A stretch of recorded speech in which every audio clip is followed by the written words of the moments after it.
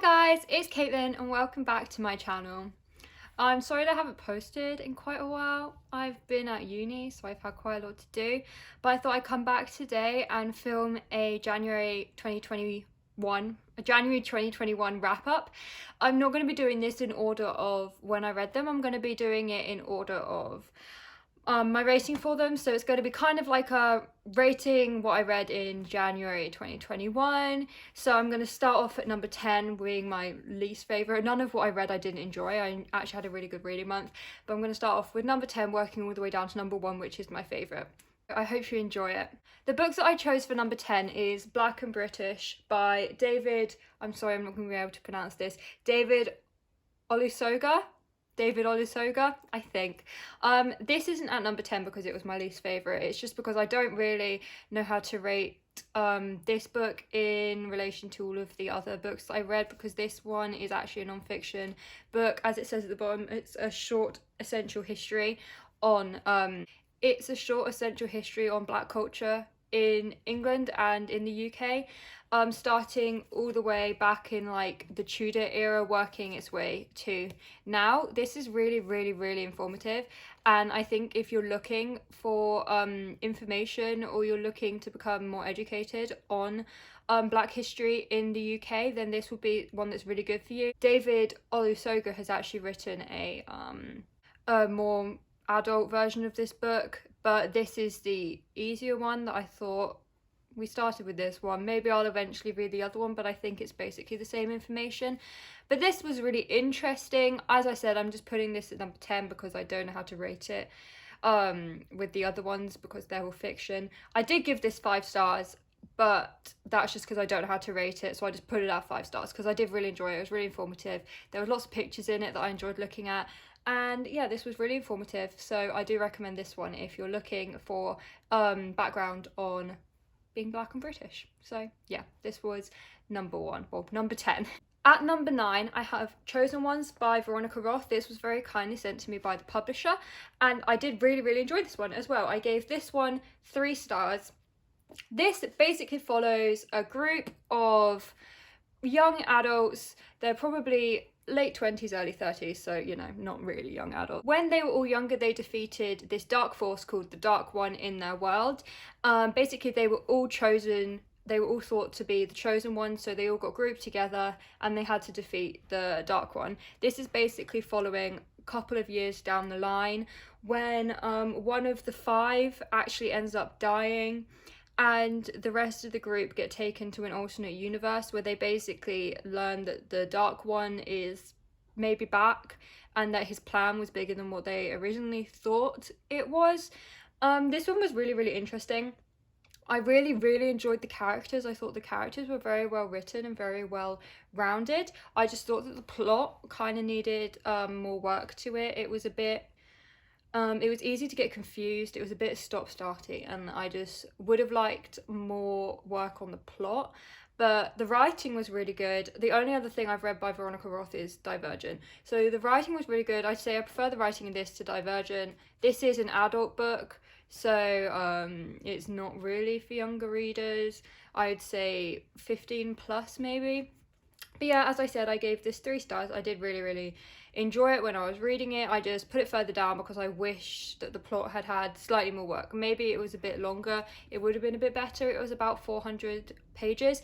This is also kind of told in a mixed media format. It has status updates, interviews, things like that. So that was really interesting to read about. That is my phone. Coming in at number 8, I have The Gravity of Us by Phil Stamper, which I also gave 3 stars. I did really enjoy this one as well. This one basically follows a boy named Cal who runs a successful online journalism account where he's got about 500,000 followers, and he lives in New York with his family, and basically his dad gets picked to be a part of the first trip to Mars. He's going to be an astronaut on the first trip to Mars. So basically his Cal's family gets uprooted and moved to Houston, Texas, where they're going to be a part of this kind of reality show that's following the families of the astronauts who are going to be going to Mars. And whilst he's there, he becomes friends with a boy named Leon and his sister, and him, Cal and Leon become increasingly close, and maybe it then turns into something more. As you can see on the cover, it was very, very cute. Again, yeah, I gave this 3 stars. Again, I really, really liked the characters. I just felt that the plot needed a bit more work. I was just a bit confused with the whole aspect of the reality show. I didn't really understand how it worked. At one point I thought it was kind of like a Keeping Up with the Kardashians type thing, but then I was like, no, it's not, because they're never on camera, and I was just really confused. So that is the reason why I lowered it. I was just confused with the reality show aspect. But apart from that, I really enjoyed this. The relationship was really cute. This one I say is probably 13 plus. Yeah, no real trigger warnings for this one, but I would say if you want to read any of the books I mentioned, just look them up online, just in case there's something that you might be triggered by. Coming in at number 7 is A God in Ruins by Kate Atkinson. This was actually the first book that I read in 2021, and I really, really enjoyed this one. This one is kind of a sequel to another book, but I haven't read that first book, so you don't need to read it in order to read this one. It's more of a companion. But this one basically follows Teddy, who was a successful warfighter pilot in World War II, and his life after the war, his life with his wife, his life with his kids. Yeah, it kind of just follows his life journey, I guess. This made me ugly cry like a baby. Honestly, I got to the end and I just could not stop crying. I was sobbing. I was like, I never cry over books. Why is this making me cry? It was just written so well. This is also one of the best researched books I've ever read. At the end, she basically has a bibliography of all of the sources that she used, so you can go in the end and look up what she watched, what she read, in order to research this book. Loved it. I gave this a 4 stars, I believe. Yeah, I gave this 4 stars. Again, no real trigger warnings. I really, really enjoyed this one. That's all I've really got to say for this one. But yeah, it was really good. For number 6, I've got Felix Ever After by Caitlinreads. I gave this a 4 stars. I really enjoyed this one. This one follows Felix, who is transgender, as he is struggling with school, with relationships, with his family, and basically one day at school, he is outed and his dead name is posted in a gallery for everyone to see. And he wants to figure out who did this to him so that he can get revenge. And it's kind of a love triangle situation, and it's really, really cute. I just wish that he'd have ended up with the other person in the love triangle. I feel I would have given this maybe a 4.5 stars if he'd have ended up with the person I wanted him to. I was just so annoyed that he didn't. Yeah, that was really my only issue with this book, was that he didn't end up with who I wanted him to end up with. I would say this cover is absolutely stunning. The yellow underneath is so nice. Yeah, this one does have definite trigger warnings for homophobia, forced outing, and dead naming, so just keep that in mind if you're going to pick this one up. But I do really recommend this one. I really, really enjoyed it. I'm sorry if the lighting has changed. My ring light just really messed up, but I'm going to do my best to carry on. So next I have The Loft Book of the White for number 5 by Cassandra Clare and Wesley Chu.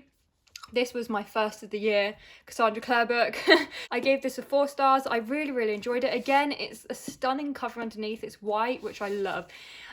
This one I'm not going to explain what it's about because it's the second one in the series, but it basically follows Magnus and Alec at different points between the books from the Mortal Instrument. So the first one takes place, I believe, in between the 3rd and the 4th one, and this one takes place after the books have all finished. This one was so much better than the first one in this series, in my opinion. It was really, really good. I feel my only issue with this series is because you know that they're fine, because you know it takes place in between books, you know they're fine, so there's no real high stakes with it. You just kind of know that they're going to be fine and that nothing bad is really going to happen. So that's my only issue with this book, but that's also kind of not the author's fault, so you just kind of have to take it as it is. But yeah, this was so good. I just wish these books were longer. They're only like 250, 300 pages, and this one's longer than the first one, and it's still tiny compared to the rest of Cassandra Clare's works. Okay, I think the lighting might have changed again because I think I sorted my ring light out. I don't know why it's being so weird, but here we are. Coming in at number 4, I have Good Girl Bad Blood by Holly Jackson, which is the second book in the A Good Girl's Guide to Murder series. This one I loved. I gave it 4.5 stars. I think it's better than the first one. In my opinion, a lot of people have said that they disagree with that and that they don't think it's better than the first one because the first one's plot is a bit more intricate. I just felt that this one is a lot more sinister than the first one. So much more sinister than the first one. There's a couple of plot twists thrown in there that you don't see coming. Yeah, this series is basically about a girl named Pip who is doing her EPQ project for her A-levels. If you don't know what that is, it's basically a qualification that you can do with your A-levels. It kind of equates to half an A-level grade for your university. But she's doing her EPQ project on this case in her town where a girl was murdered and the police blamed her boyfriend because he turned up dead. They thought that he killed himself out of grief. But she's convinced that this didn't actually happen, so she kind of teams up with the murderer's brother in order to try and find out what actually happened, and she ends up solving this murder during her EPQ project. So this one basically follows when she's created a podcast called A Good Girl's Guide to Murder, when she's telling everyone about the case that she helped to crack. And then in this one, there's another case which she is helping to find out what happened, and she's doing it whilst broadcasting it on her podcast. This is really interesting. This is another one that's kind of told in mixed media format. It has interviews and her documents for her podcast, and the first one has her documents for her EPQ project. And I really love mixed media. I think it really adds something to the reading experience, similar to that of Illuminate. Illuminate's amazing, by the way. If you haven't read that, read Illuminate. But yeah, this one, it also has some like pictures in it which are really interesting that she's using to help her with the case. I really love Pip as a character. I feel like a lot of people have issues with her. They think she's annoying, but I would disagree with that. I think she's a really well written character. Yeah, I really recommend this series if you're a fan of One of Us is Lying, because it's kind of along the same lines as that. For number 3, I have a book that was actually gifted to me by one of you guys, and it's Heartless by Marissa Meyer.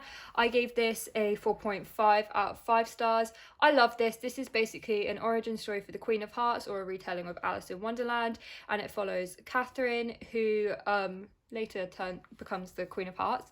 And it follows Catherine, and her dream is to run a bakery in the village with her best friend. But that's not what fate has planned for her. Her family want her to marry the king, and the king is trying to propose to her throughout the whole of this book. And she just wants to get away from it all. She doesn't want to be a part of it. She just wants to lead a simple life and run this bakery with her best friend. But of course, that's unfortunately not what happens, as we know this is a Queen of Hearts origin story. It was really interesting to see Kath's downfall into becoming evil. Really interesting, really cleverly written as well. And also, as well as that, you get to see other characters, like get to see the Mad Hatter's descent into becoming mad, which was also really interesting, as that's not something I'd thought about before, as to how did the Mad Hatter become mad. Really interesting. There's also a relationship within this between Kath and the court jester, which is so cute. Really loved it. Warning, this book will break your heart.